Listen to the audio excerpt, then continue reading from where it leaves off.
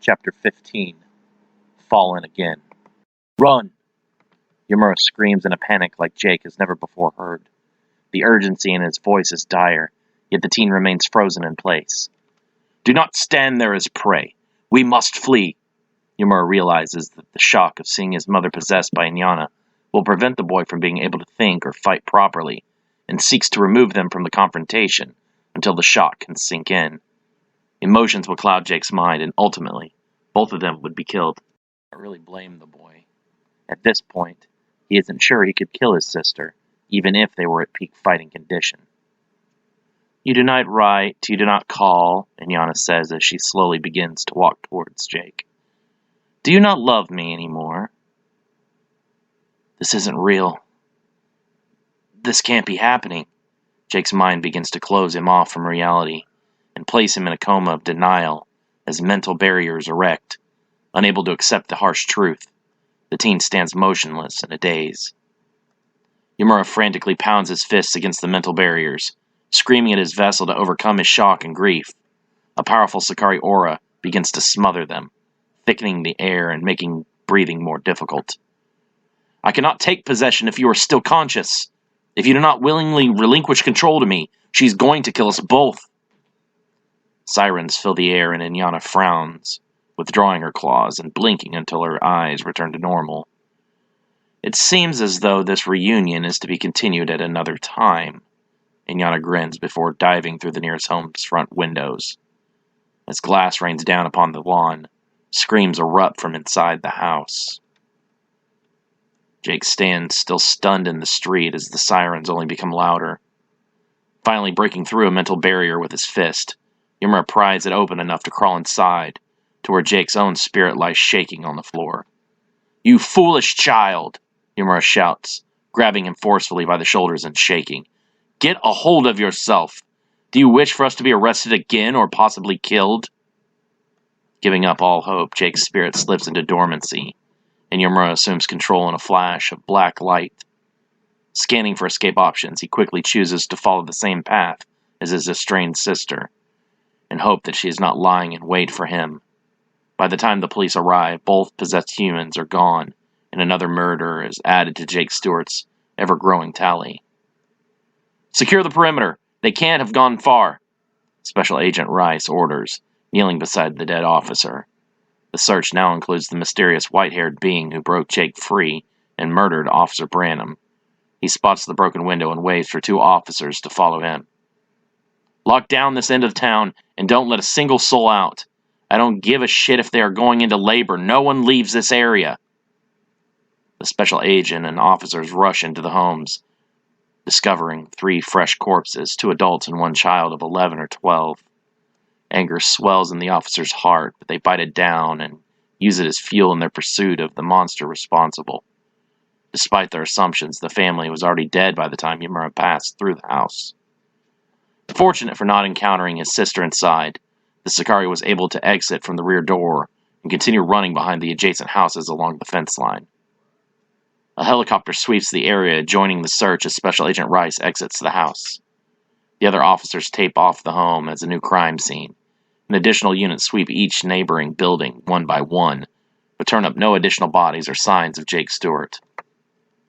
Check under every bed, in every closet and attic, Rice orders the officers as they search. Drain every pool, cut open every bag of trash. Do not go home to your wives and children until every single possible crack this snake could slither into has been searched and then searched again. Rice points to the newest crime scene. Those deaths are on us.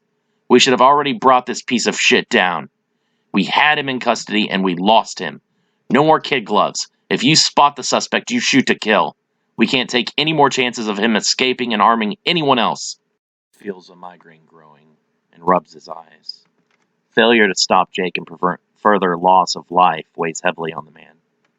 He's worked his way up the ranks to become the top field agent in the country, and turned down numerous job offers from the CIA, NSA, and other acronyms most people have never even heard of. A passion for stopping serial killers is what drives him, not a thirst for glory or recognition. When the killer he is pursuing not only evades his snares, but continues to kill while doing so, he questions his entire commitment. Catching Jake Stewart is now more than just his job. The stability of his entire belief in justice and order relies upon it. Using all of his senses unified as one, Yumura is able to locate a house devoid of human life. The smells inside are stale, and it's obvious to him that the doors have not been opened for weeks. A stack of unopened mail lies in a pile below the mail slot in the kitchen. Without fear of being happened upon, and their alerting the police, Yumura feels he can spare a few moments to rest and collect his thoughts. "That was your sister, Inyana, wasn't it?" Jake finally whispers after a long silence. At first, Yumura doesn't acknowledge Jake as the teen begins to regain his composure. He pushes for additional control until the Sakari has no choice but to address him. "After 10,000 years, my greatest mistake has caught up with me," Yumura says, surprisingly relinquishing control back to Jake and directing his energy inward to focus entirely on strategy. "I knew the moment I betrayed her that I should have killed her. But instead, like me, she became sealed away and forgotten. She has had ample time to allow her hatred for me to fester and become a blight that even I will likely be unable to curtail."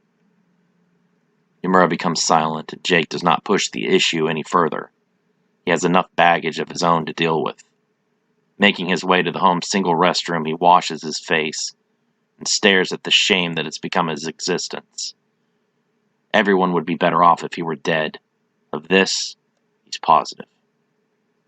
Jake sits on the edge of the bathtub, staring at the floor. His world is in flames. His father's dead. Both he and his mother are possessed by warring Sakari siblings. He's wanted by every law enforcement agency in the United States and does not know where else to turn. "I can't go on," Jake whispers in tears. "I can't handle this anymore." Grabbing a disposable razor from the shelf, he crushes it in his hand and removes the thin, silvery blade. Emotional pain overwhelms the teen's senses. With an animal-like scream, he rakes the blade up his right wrist towards his fingers. Catching on bone, the blade stops before reaching his palm. White-hot pain releases his grief, and his head becomes as light as air. A feeling of falling takes over, and the room spins. Jake thinks he can see red as he finds himself looking up at the ceiling. He cannot be sure anymore, as each thought is slow to come and clouded.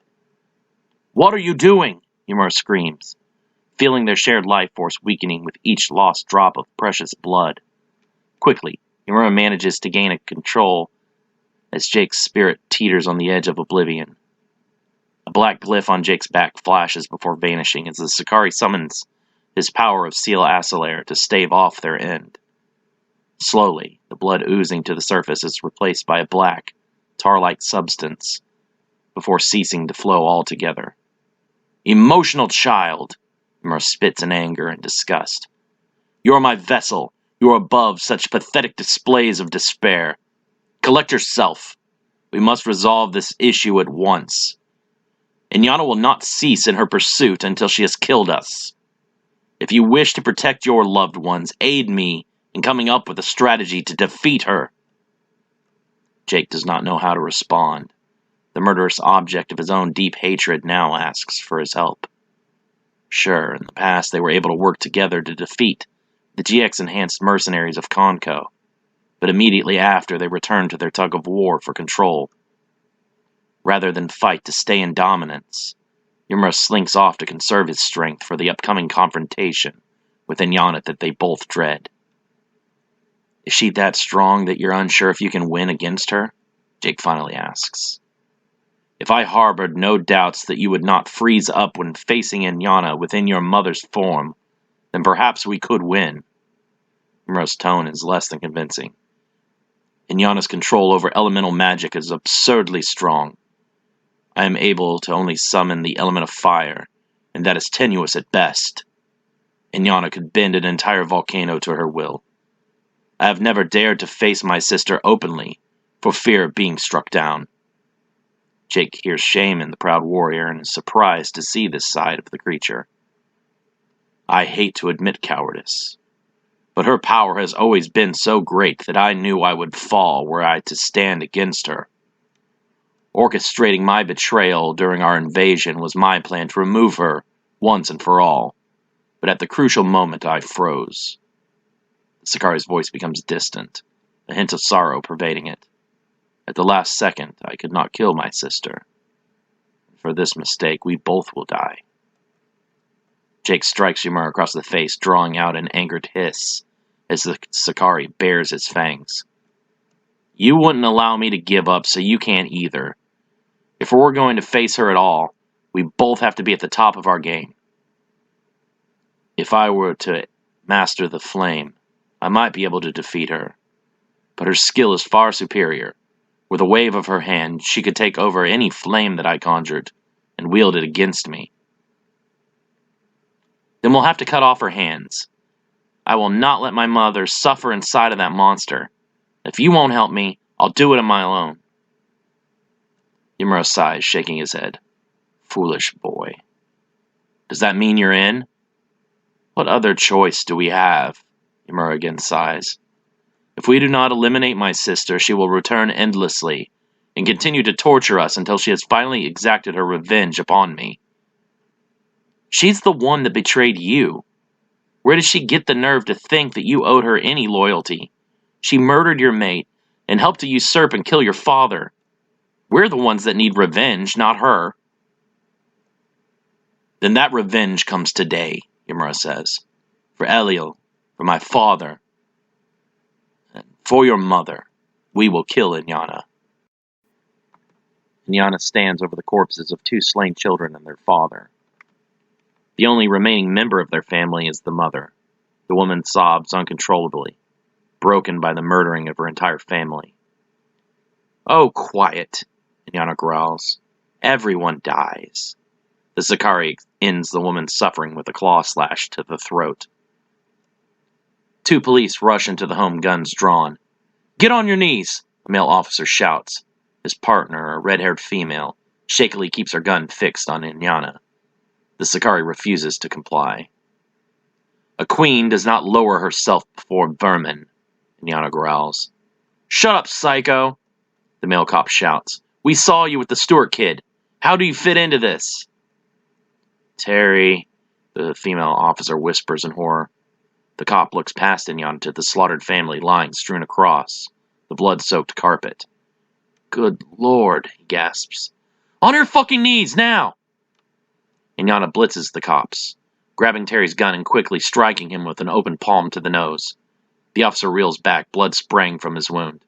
His partner whips her gun around to fire, but the Sakari has already maneuvered to her side. You will serve me, or you will die, Inyana whispers. Never, the officer says, turning to attack. Inyana moves behind her, touching a finger to the young woman's forehead. I need another set of eyes in your operation. I want you to keep me informed of all the police movement in this city, Inyana orders, using Vidare al Controle magic. Officer Chloe Gibson is now under the Sakari Queen's enchantment. Gator holds up his right hand, clenched tightly into a fist. The other members of Grey Team abruptly stop as indicated by the signal and await further instruction. Unlike the rest of his team, Gator's senses are highly attuned, and he can tell that the Yazata they have been tracking has recently been through the very same building as them. With no visible signs of entry, the team leader is left to wonder if the Yazata is luring them into a death trap. Hold up, Gator says. Eyes open. Boss, Reuben whispers, frowning. This isn't the warehouse we're supposed to reach. Our target's on the move, Gator replies. Means, set up outside the exits and be ready for anything we flush out. Nodding, Means begins to unpack several wires that will be stretched across the doorway and attached to a battery pack. When touched, the wires will send electricity surging through the unlucky soul. Gator kicks open the door and the team moves in quickly, sweeping the area with their guns. Clear, Roy says, lowering his rifle. Reuben also lowers his gun and speaks into his earpiece. Clear. The air shifts just slightly enough to cause Gator unease, and he instinctively leaps backward. The Grigori Yazata, known as Benahil, materializes where Gator stood, stabbing his diamond-bladed sword into the empty air. Gator readjusts his aim on the attacker, squeezing off the entirety of his 15-round magazine into the Yazata's back. Benahil stumbles, having expected the bullets to have no effect on his armor. He looks down to see that his armor has actually been damaged in multiple places. Shimmering traces of diamond dust catch his eye. "Target engaged," Gator shouts, ejecting the spent magazine and slamming in a fresh one. "You have augmented your weaponry with diamond," Benahil observes. "You monkeys are more clever than I thought." "We get that a lot," Gator says with a smile. "I like making it a habit of having pricks like you pay for your arrogance." Is it still arrogance when it's fact that one is better than others? I do not simply think that I am superior to you creatures. It is divine law that I am above you, Benahil declares. You apes are the lowest of the low, disgusting animals that rape and murder. Every act that you commit is an offense to our divine nature. You're full of shit, Gator shouts. You and your order of rotisserie chickens have committed crimes on our people just as heinous as anything we've ever done to each other.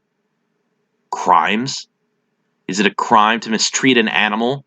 You're not our equals. We have dominion over you. Gator fires 2 shots at Benahil's center of mass.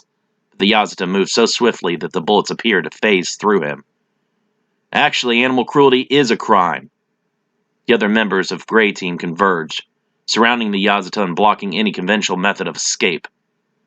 Benahil attempts to jump into the dimensional void but is ripped from the air by a set of claw hooks. The hooks catch the Yazata by his faded armor and slam him back to the floor. Easton begins to retract the hooks, cables, as the Yazata stands angrily and draws his sword once more. You have obviously thought out your strategies in advance of this encounter, Benahil growls. Do not think that is enough to strike one such as me down. He slashes his sword, sending out a wave of energy that cuts through the ground, and forces the agents to leap aside in evasion. I will not flee like the last time. Each of you will die. I was hoping you'd say that, Gator says with a grin. The only way you're getting out of this fight is by dying. You? Kill me? Benahil laughs. How absurd. A human cannot strike down one of my kind. You are lowly creatures. You are too weak to be a threat to me. Benahil rushes Gator, slashing furiously with angry swings of his sword. Gator defends with his own diamond weapon as best as he can, but the Yazata is both stronger and faster. Constructed out of less pure material and in a hurry, Gator's sword begins to crack under the relentless assault. One final 2-handed blow drives Gator to his knees and shatters his sword. He rolls to the side as Benahil's sword sinks into the concrete several inches. A plume of blood erupts from Gator's shoulder as he comes back up to his feet, wincing. He tries to ignore the fiery pain spreading to his extremities. Benahil uses Shunkan Ito to try and finish Gator off with the loom netting, but Easton again fires his claw hooks. The Yazata pivots, slashing through the hooks with his sword and reducing them to millions of metallic shimmers. Gator quickly scoops up one of the broken shards of his diamond blade and stabs it into Benahil's right thigh, hitting a soft area of flesh between 2 armor plates. The Yazata rears back, shocked by the pain. It has not been since the Wars of Falling that he has experienced such sharp and intense pain. Benahil teleports behind Gator, but the experienced warrior is able to dive forward before the Yazata's sword can make contact. Immediately teleporting again, Benahil intercepts Gator's path and appears in front of the man with a kick to the face. The blow sends Gator reeling back, blood exploding from his mouth. The warrior hops backwards and spits a mouthful of blood to the floor, along with one of his teeth. Deploy the sonic jammer, Gator shouts. On cue, Easton slides the device across the floor, and it begins to flash brightly. To the Yazata's surprise, he's no longer able to teleport. Gator signals Royce, who raises the large bazooka-like weapon. Laughing, Benahil boasts that no human armaments can do him harm. Gator nods towards his teammate, who flips a switch to activate the device. The ground vibrates as a shrill sound resonates on a frequency far too high for humans to detect, but chosen specifically for the discomfort of the Yazata. Benahil holds his ears and screams in pain. Reacting far too fast for Royce, the Yazata hurls his chakram ring into the sonic weapon. The device explodes in a shower of sparks, knocking the soldier to the ground. Benahil moves in a blur, driving his sword down at the fallen soldier's chest. The only fighter in the room fast enough to follow the Yazata's movements, Gator leaps into a flying sidekick that catches Benahil in the air and diverts him from his killing strike. Rolling to his feet and bringing his sword up to block just as Gator draws his K-bar, fixed-bladed knife, while running, he narrowly deflects the numerous quick throat-level slashes. Gator's knife bounces off the diamond blade, and the shock of the force flows through his hand and down into his arm. Wincing, Gator switches his knife into his left hand, and again advances. Reuben and Easton flank the Yazata, unloading on him with an M5 combat shotgun and Beretta 9mm, respectively. Benahil shrugs off the bullets, taking no damage, and flexes his energy wings. The sudden release of power knocks the men back, while the Yazata utilizes his speed to blitz them with sword strikes. Reuben takes half a dozen slashes across the chest, while Easton suffers an extra 4 before they both collapse to the ground. Blood explodes into a violent shower as the men fall, dying before they even realize they were struck down. Gator turns his momentum into a backflip and skids along the floor while bringing his knife up against the incoming sword strikes.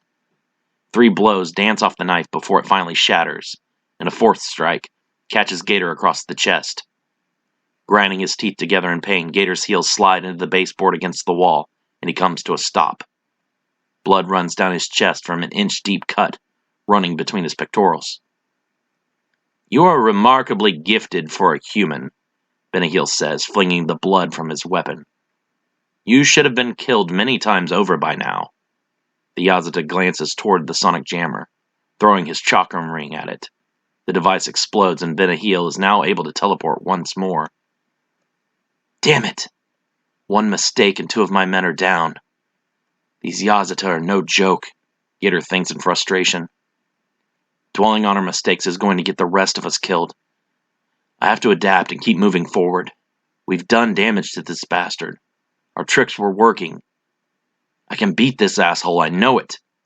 He's faster than us, and his sword can cut through any body armor we have. What is it that we know about his weaknesses? Damn it, there aren't many. He's overconfident, but he's able to back it up. Without teleportation, he was fighting a little more awkwardly, because he wasn't used to the change-up in style. But the jammer's destroyed now, so I won't be able to stop him from teleporting anymore. Teleporting! That's it! He relies on teleporting way too much." Benahil uses Shunkan Ito teleportation to vanish into a portal and emerge behind Gator to attempt to loom Nedin. Knowing this favorite technique from the previous battle, Gator anticipates the move and pivots as soon as Benahil disappears. Rushing into what he thinks is an unsuspecting foe, Benahil's own momentum allows Gator to drive the remainder of his K-bar knife into the Yazata's throat. Benahil coughs, his mouth filling with blood. A bright light shines out from around the base of Gator's knife as the being's spiritual essence leaks outward. Putting his foot on Benahil's chest, Gator pushes him back and frees his weapon. The Yazata thrashes in agony as the light escaping him becomes a blinding beacon. Benahil attempts to picture the glyphs for advanced healing magic, but his pain and fatigue cause him to be unable to call forth the symbols. In an instant, the Yazata realizes that he's been killed by a mere human man. A shadow burns into the floor as a final eruption of light flashes, and the Yazata's scorched armor clangs to the floor in a heap. With a loud sigh, Gator falls to his back with relief, and awaits the rest of his team to regroup. "You haven't lost a step at all," says Leinster Fox, entering the warehouse with his cleanup crew half an hour later. "You brought down a Yazata warrior who single-handedly decimated all but one of my currently active field teams. No matter how much flattery you throw my way, I'm not coming back. I'm done risking my life every day. This was a one-shot deal and I'm out. Don't come looking for me again," Gator says. "Even if it were just to train new field operatives? No active mission details?" "I killed a fucking angel to avenge old comrades. Not as any favor to you. Gator picks up the Yazata's diamond sword. I'll be taking this too. Bastard broke my favorite knife. The research team will be needing that weapon for analysis. We've never seen a sword so finely constructed and durable, Fox says, frowning. Gator ignores him, taking Benahil's sheath as well and sliding the sword inside. Tell your nerds they can try and take it away from me. Fox shakes his head, thinking of all the headaches Gator has caused his father and grandfather years ago, through his stubborn and defiant behavior. Researchers from Silver Fox searched through the remains of Benahil, filling several evidence bags with bits of material from his armor, and the ash that was once comprising his body. What was his endgame? Gator asks, watching the agents work through the perimeter. We still don't know for sure, Leinster says. The pickup of paranormal activity all across the globe is still concerning. In the past, Yazata have seemed to be above such events, judging from the fact that we've never encountered them before. Any of your bookworms come up with an answer? Nothing yet. Only a few times over the past 4,000 years have the Yazata openly interfered with human affairs. All we can ascertain for sure is that this one was a member of the Grigori. Throwing out buzzwords doesn't help me any, Gator shrugs, playing with his new sword. The Grigori is the classification given to the Yazata, who deserted during the 2 Wars of Falling, and were not transformed into the Devilnay. I just need to know if we're going to have any more of these buzzards coming around looking for revenge. It isn't every day that a Yazata is felled in battle. I'm sure that's going to draw attention of some kind. The director of Silver Fox shakes his head slowly. I don't think so. Like I said, this was the first Yazata we've ever encountered. The chances that we'll meet up with another are slim. Just don't let them catch you with your pants down again. Now that you know how to defeat them and have the tools to do so, I'm not coming back to save your asses next time. My retirement's back in effect. Lose my number, lose my address, hell, even forget my name. This is over, Gator says, looking down at the 2 bodies, covered with white sheets. I'm too old to deal with getting any more of these young men carried home to their grieving mothers and wives. Is there anything I could possibly say to get you to reconsider? Gator continues to stare at the bodies of Ruben Vieira and Cody Easton before looking up at Fox. Destroy my contact information permanently this time, Gator says coldly. I'm too old to be burying any more young men.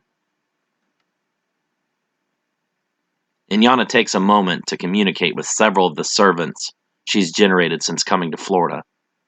Out of all of the people she had under control from the plane and before, only a handful remain after the police raid in Rockland and subsequent plane crash in the swamps. Because there is no limit to the amount of people that can be controlled with Badari al Controle, Inyana has set up a network of eyes and ears across the city. If her brother has made any move, one of her servants will have seen something. Officer Gibson, has there been any sightings of Jake Stewart since the last confirmed encounter? Inyana asks. Negative, my queen. Jake Stewart has gone to ground. We've seen no signs of him in hours. Continue to keep me advised. I must be the first one to know should he be found. I cannot allow one of your fellow monkeys to steal my vengeance. I have waited far too long to allow this opportunity to slip through my fingers. Yes, my queen. Sibel. Inyana next addresses one of her replacement acolytes. After losing her 3 most trusted servants, Sibel Miranda was the first of her new acolytes to be created. How goes your detail? I have yet to gain audience with Antonio Khan. So far, the 2 facilities I have visited were left abandoned and in ruins. Your servant Emil was not found, I'm sorry to report. Surely that bastard Khan has done something terrible to my Emil. I have not felt my connection to her in quite some time. Find where Khan is hiding and uncover the truth of Emil's disappearance. Yes, my queen. Inyana grows frustrated. She has come so far and waited over 10,000 years for the day in which she will finally make Ymira pay for his betrayal. If it were not for him, she believes she would have been declared ruler over the entire world. Instead, Ymira got them all locked away. While her offspring aged and died, she remained, never growing a day older within the confines of her magical prison. Her sons, her daughter, all of them dead of old age. The rage and sadness of knowing she will never again hold her offspring eats at Inyana's psyche. This instability briefly allows the spirit of Anne Stewart to resurface. So, you do have emotions. I thought for sure you were an emotionless machine, made only for killing. Anne growls. I kinda enjoy seeing this side of you. It's a small joy to actually see you're the one suffering for once.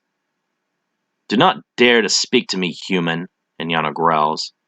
We have nothing to discuss with each other. You're wrong. There's something that I need to say, but you're too much of a coward to hear me out. The rider does not stop to ask their horse for directions. You are nothing more than a horse to me. I saw how hard you rode that poor college girl. I have no illusions that I'm going to have it any easier. At least you understand your predicament. I'm trapped to watch you murder innocent people through my eyes, using my own body. And I do hope that you're enjoying the view, Inyana laughs. How can you do such horrible things? None of these people did anything to deserve what you did to them. Do you think anything of the rats you poisoned to keep out of your homes? This world is rightfully mine to rule. In order to claim my throne, I must exterminate all of you vermin. Are you filled with such hatred that you really see us as pests to be eradicated? You're murdering human beings with lives and families. Every person you've killed has people that love them and meant something to them deeply. They all had hopes and dreams that you needlessly tore away. You're not going to convince me that your species is somehow not deserving of being wiped out. You're all filthy, profane creatures. Your mere existence offends me. I came to this world to rule over its resources, not its people. All of humanity will perish, and the earth will be a new territory annexed into Central Averno's empire. Central Averno? Anne laughs. You only controlled a part of your own world. You came here thinking you could conquer ours? You've got a hard lesson to learn. Even when we humans go to war with each other, occupations always end badly. The people of the earth don't take being subjugated very well. Your plan is going to fail, just like it did 10,000 years ago. Shut up! Inyana screams. You know nothing about our past. Don't I? Do you forget that the memories our minds share are linked? It's a two-way street. For every moment of mine that you've commandeered, I've seen yours as well. I know all about how you betrayed your father and had him murdered, all for your own greed and lust for more power. I said shut up! Inyana screams, lashing out at anything within her reach in the room. You aren't so calm and collected now, are you? It seems you have a weakness after all. Inyana laughs, trying to recover her senses. What good does it do you? You cannot fight against me. You are far too weak. You are only able to manifest now because I lost focus. I will not make that mistake again. I will lock you away in the darkest corner of my mind, where you will rot for all eternity. Eternity? You really think that you're going to be able to conquer this world? Our armies are a lot stronger than 10,000 years ago. You couldn't get the job done then. You'll be lucky to conquer a single city block before you're put down. Inyana grows irritated, focusing all of her willpower to suppress Anne's spirit. She sighs with relief once all is silent again in her mind. I hope you enjoyed that bit of freedom. That was your last gasp. I will never allow you to come to the surface ever again.